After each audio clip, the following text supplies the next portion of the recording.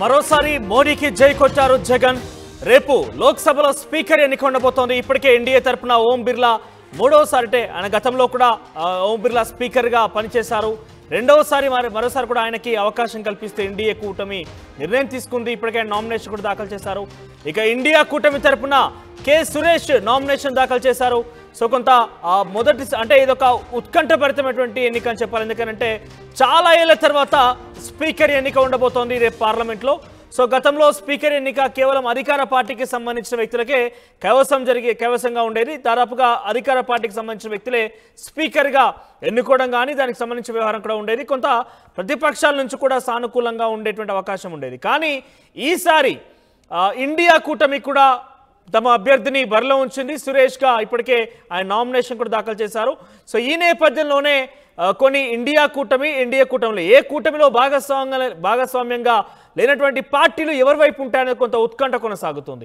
ఈ నేపథ్యంలో ఏపీ నుంచి 4 లోక్సభ స్థానాలు ఉన్నాయి వైసీపీ పార్టీకి. అయితే వైసీపీ తమ సంపూర్ణ మద్దతుని ఎన్డీఏ కూటమి అంటే మోడీకి ఇచ్చే అవకాశం కనబడుతోంది. దానికి సానుకూలంగా స్పందించారంటూ మనకు తెలుస్తోంది. సో వైసీపీ 4 ఎంపీలు కూడా ఓం బిర్లాకే మద్దతుగా నిలిచే అవకాశం కనబడుతోంది. సో దీంతో జగన్ మరోసారి మోడీకి మద్దతుగా నిలిచారు, మోడీకి జై కొట్టారని ఒక సిచ్యువేషన్ మనం చూస్తున్నాం. ఇక ఎన్డీఏ కూటమిలోనే ఇప్పటికీ అటు బీజేపీ, జనసేన, టీడీపీ 3 కలిసినటువంటి పార్టీ అధికారంలో ఉంది. జగన్మోహన్ రెడ్డిని ఓడించి ఆయన కుర్చీలోంచి దింపేసి ఆ స్థానంలో చంద్రబాబు కూర్చున్నారు. బీజేపీ మద్దతుతో ఈరోజు చంద్రబాబు ప్రభుత్వం కూడా ఉన్నట్టుగా మనం చూస్తున్నాం. సో ఈ నేపథ్యంలో జగన్మోహన్ రెడ్డి కాస్త ఆ కూటమికి కానీ ఆ పార్టీలకు కానీ కొంత వ్యతిరేకంగా ఉంటాడేమో ఒక ఆలోచన ఉండేది. కానీ చాలా సానుకూలంగా స్పందించారని ఒక వార్త విన్న తర్వాత మరోసారి మోదీకి జై కొట్టారు జగన్ అనే విషయం చెప్పాల్సి వస్తుంది. సో ఏదేమైనా కూడా స్పీకర్ ఎన్నిక రేపు కొంత ఉత్కంఠభరితంగానే కొనసాగే అవకాశం ఉంది. ఇండి కూటమి నుంచి కె సురేష్, ఎన్డీఏ కూటమి నుంచి ఓం బిర్లాలు తలపడుతున్నారు. సో చాలా రోజుల తర్వాత, చాలా ఏళ్ల తర్వాత ఈ ఎన్నిక ఓటింగ్ ప్రక్రియ ద్వారా జరగబోతోంది. మాట్లాడదాం ఇదే అంశానికి సంబంధించి. రామకృష్ణ జాయిన్ అవుతున్నారు ఢిల్లీ నుంచి. రామకృష్ణ, ఇక చాలా ఊహించని పరిణామం. అయితే రేపు ఎన్డీఏ కూటమి స్పీకర్ అభ్యర్థికి సంబంధించిన ఎన్నిక జరగబోతుంది. మరి స్పీకర్ ఎన్నిక సందర్భంగా ఇప్పటికే ఉత్కంఠభరితమైన వాతావరణం నెలకొంది. మరి ఒకవైపు ఎన్డీఏ కూటమి, మరోవైపు ఇండియా కూటమి ఎవరికి సపోర్ట్ చేస్తారు అనే దానికి సంబంధించి ఒక క్లారిటీ అయితే ఇప్పటిదాకా ఉంది. కానీ సడన్ గా వైసీపీ 4 ఎంపీలతో ఎన్డీఏకి సపోర్ట్ చేస్తానంటాం రాజకీయ వర్గాల్లో చాలా పెద్ద చర్చనీయాంశంగా మారింది. మరి వైసీపీకి చెందిన 4 ఎంపీల్లో 3 ఎంపీలు ఆల్రెడీ ప్రమాణ స్వీకారం చేశారు. ఒక ఎంపీ ఈ రోజు ప్రమాణ స్వీకారం చేశారు, అవినాష్ రెడ్డి. మరి రేపు ఓటింగ్ లో పాల్గొన్నారంటే ఎంపీగా ప్రమాణ స్వీకారం చేసింటారు కాబట్టి ఆయన ఆగమేఘాలలో వచ్చి ఈ రోజు ప్రమాణ స్వీకారం చేయడం జరిగింది కడప ఎంపీ అవినాష్ రెడ్డి. మరి 4 ఎంపీలు కూడా టోటల్ గా ఇటు ఎన్డీఏకి సపోర్ట్ చేస్తున్నారు. స్పీకర్ ఎన్నికల్లో ఎన్డీఏకి అనుకూలంగా ఓటు వేయబోతున్నారు. ఇది ఇప్పటికే ఈ మేరకు విప్ కూడా జారీ చేశారు. వాళ్ళ 4 ఎంపీలకి విప్ కూడా జారీ చేశారు. కాబట్టి ఇంకా ప్రస్తుత పరిస్థితిగా నిలుస్తున్నట్టుగా ఎన్డీఏ బలం కూడా బాగా పెరిగింది. ఒక చిత్రమైన విశేషం ఏంటంటే ఇప్పుడు ఒకే రాష్ట్రంలో ఉన్న అన్ని పార్టీలు బీజేపీకి సపోర్ట్ చేస్తున్నాయి. రైట్ రామకృష్ణ, ఓవరాల్ గా మోడీకి మరోసారి జగన్ జై కొట్టారు. రేపు లోక్సభ స్పీకర్ ఎన్నిక ఉండబోతోంది 11 గంటల కల్లా. సో చాలా ఏళ్ల తర్వాత లోక్సభ స్పీకర్ ఎన్నిక పార్లమెంట్లో జరగబోతోంది. సో ఏదేమైనా కూడా లోక్సభ స్పీకర్ ఎన్నిక కొంత ఉత్కంఠభరితంగా సాగే అవకాశం కనబడుతోంది. ఇండి కూటమి నుంచి కాంగ్రెస్ పార్టీ పెద్దన్న పాత్ర పోషిస్తోంది. సో ఈ నేపథ్యంలో ఇండి కూటమి నుంచి కె సురేష్ అభ్యర్థిగా ఉన్నారు, నామినేషన్ దాఖలు చేశారు. ఇక ఎన్డీఏ కూటమి నుంచి ఓం బిర్లా ప్రాతినిధ్యం వహిస్తూ ఓం బిర్లా నామినేషన్ దాఖలు చేశారు. ఒక్కసారి ఎన్డీఏ కూటమి మనం చూస్తే కనుక ఎన్డీఏ కూటమికి ఓవరాల్గా 40 పార్టీలు ఉన్నాయి. 293 సంఖ్య ప్రజెంట్ వాళ్ళకి సంఖ్యా బలం ఉంది పార్లమెంట్లో. బీజేపీకి ఇండివిజువల్గా 240 సీట్స్ ఉన్నాయి. ఇక టీడీపీకి 16, జేడీయూకి 12, శివసేన ఏదైతే ఏక్నాథ్ షిండే వర్గానికి సంబంధించి 7, రామ్ విలాస్ పాస్వాన్ పార్టీ ఎల్జేపీకి సంబంధించి 5, ఆర్ఎల్డీకి 2, ఇట్లా మిగిలిన జనసేనకి 2, జేడీఎస్ 2, ఓవరాల్గా ఇట్లా మరికొన్ని పార్టీలకు సంబంధించి ఒక్కో సీట్ వాళ్ళు కొనసాగుతున్నారు. ఇక ఇండి కూటమి విషయానికి వస్తే, అంటే ఇండియా కూటమి విషయానికి వస్తే కనుక కాంగ్రెస్కి 102, డిఎంకేకి 22, శివసేన 9, సమాజ్వాదీ పార్టీకి 37, ఎన్సీపీకి 8, ఆర్జేడీకి 4, సిపిఐఎంకి 4, ఆమ్ ఆద్మీకి 3, జేఎంఎం పార్టీకి 3, ఐయుఎంఐఎల్ పార్టీకి 3 స్థానాలు. సో ఇటు ఇండియా కూటమి విషయానికి వస్తే కనుక 243 సీట్స్ ఉన్నాయి, 240 సీట్లు సుమారుగా ఉన్నాయి. ఇక ఎన్డీఏ కూటమి విషయానికి వస్తే కనుక ఎన్డీఏ కూటమికి 290 స్థానాలకు పై చిలుకున్నాయి. సో ఓవరాల్గా క్లియర్ మెజార్టీ ఉంది. కానీ టీడీపీ జనసేన పార్టీకి సంబంధించి క్లియర్ మెజార్టీ ఎన్డీఏ కూటమికి ఇచ్చినప్పటికీ మమతా బెనర్జీ, జగన్ వీళ్ళంతా ఏం చేయబోతున్నారని ఒక ఉత్కంఠ అయితే ఉండేది. కానీ చివరి నిమిషంలో జగన్ జై కొట్టారు. ఎస్, మాట్లాడదాం. రామకృష్ణ, సో జగన్కి సంబంధించి సంపూర్ణ సానుకూలత ఇస్తామని ఒక ప్రకటన చేసిన నేపథ్యంలో సో అది టీడీపీ రియాక్షన్ ఎట్లా ఉంది అంటే, ఎందుకంటే బీజేపీ జగన్ని ఓడించడంలో కూడా ఇక్కడ ఏపీలో చాలా కీలక పాత్ర పోషించింది. ఈ నేపథ్యంలో వాళ్ళ రియాక్షన్స్ ఏ రకంగా ఉంటే, వాళ్ళు పాజిటివ్గా ఉన్నారా, లేదంటే మద్దతు అవసరం లేకున్నా పర్వాలేదు మేము గెలవగలుగుతామనే ఒక ధీమాతో ఉన్నారా? అయితే ఇక బీజేపీకి ఎన్డీఏ కూటమికి దాదాపుగా 293 మంది అభ్యర్థుల సపోర్ట్ ఉంది ఇప్పుడు. కాబట్టి వాళ్ళు చాలా సేఫ్ గానే ఉన్నారు. ఓటింగ్ జరిగినప్పటికీ కూడా వైసీపీ మద్దతు ఇచ్చినా ఇవ్వకపోయినా కూడా ఎన్డీఏ కూటమి అభ్యర్థి ఓం బిర్లా గెలుస్తారు, అందులో సమస్య లేదు. ఎందుకంటే మ్యాజిక్ ఫిగర్ 272 రాస్తే అది దానికంటే కూడా దాదాపుగా 19 మంది ఎంపీలు ఎక్స్ట్రా ఎంపీలు ఉన్నది. ఇప్పుడు వైసీపీతో కలిపితే కూడా 23 మంది ఎంపీలు ఎక్స్ట్రా అవుతారు.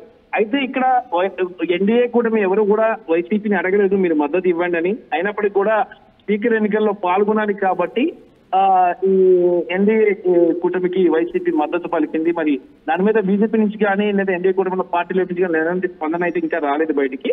4 వైసీపీ ఎంపీలు తాము ఎన్డీఏ కూటమికి సపోర్ట్ చేస్తున్నాము అన్నట్టుగా తమంతగా తామే నిర్ణయం తీసుకోవడం ఇక్కడ రాజకీయ వర్గాల్లో సంచలనం. ఏమైనా సరే ఈ నిర్ణయంతో ఒక్కసారిగా రామకృష్ణ, బేసిక్ గా ఎన్డీఏ కూటమి కంటే కూడా జగన్ మద్దతు నాకు తెలిసి ఇండియా కూటమికి అవసరం. ఎందుకంటే వాళ్ళు స్పీకర్ పోర్టులో ఉన్నారు, అనుకున్న స్థాయిలో మెజారిటీ కూడా లేదు. సో ఈ నేపథ్యంలో మమతా బెనర్జీ కూడా వాళ్ళ సపోర్ట్ అడగలేదంటూ మమతా బెనర్జీ బహిరంగంగానే చెప్తోంది. సో ఎన్డీఏ కూటమి కంటే జగన్ ప్రియారిటీ ఇటు ఇండియా కూటమికి అవసరం. సో ఇండియా కూటమి నుంచి ఎవరైనా జగన్ ని సంప్రదించారా? ఇండియా కూటమి నుంచి కూడా ఎవరిని జగన్ ని సంప్రదించలేదు. మరి వాస్తవంగా అయితే మీరు అన్నట్టుగా ఇండియా కూటమికే జగన్ మద్దతు అవసరం ఉంటుంది. మరి ఎవరు ఇంకా దీనికి సంబంధించి సంప్రదింపులు అయితే జరపలేదు.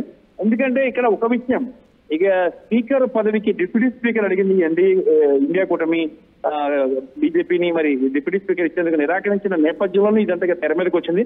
ఓడిపోతామని తెలిసి కూడా ఇండియా కూటమి కంటెస్ట్ చేస్తుంది మరి స్పీకర్ పదవికి. మరి ఇద్దరు కూడా ఇటు స్పీకర్ సురేష్ అలాగే నామినేషన్ వేశారు ఇండియా కూటమి నుంచి, అటువైపు ఓం బిర్లా నామినేషన్ వేశారు.